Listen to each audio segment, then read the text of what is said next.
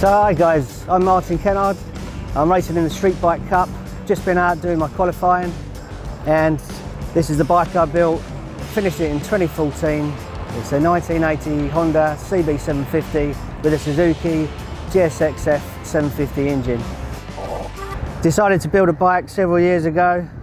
Looked at the Wrench Monkey site at Cafe Racer Dreams and got myself an old bike off of eBay. Not really fit for this, but I thought I'd give it a go today, and it's been a bit of fun so far. So let me take you through the bike. 1980 Honda CB750. Paid £180 for it off eBay. Obviously didn't look like this, and took about 3 years to build. Going from the front, standard wheels, Comstar wheels, everything was powder coated, standard forks, brakes, discs, headlights. Working our way up, different clocks, Honda XBR 500 clocks, Triumph flat tracker handlebars, Yamaha R1 switch gear. It's a standard tank, obviously repainted. All the frame was shot blasted, powder coated, all the brackets cut off, detabbed. Engine wise, I ran the Honda engine for about 2 years and then swapped it out for a Suzuki GSXF750 engine. Wanted to keep it 750. Made some brackets up to fit it in, wasn't too bad a job. Got a custom electric box and battery box.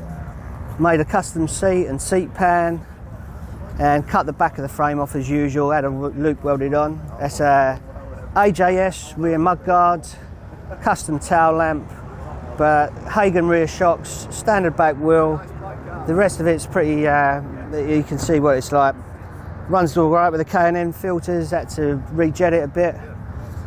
But it's pretty much all Honda apart from the engine and a few bits and pieces. And it was featured in 2014 at the Bike Shed show and also on the website. So there's a link on there. Just been out on the track.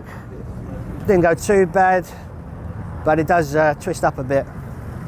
So I'll start it up and you can see how it sounds.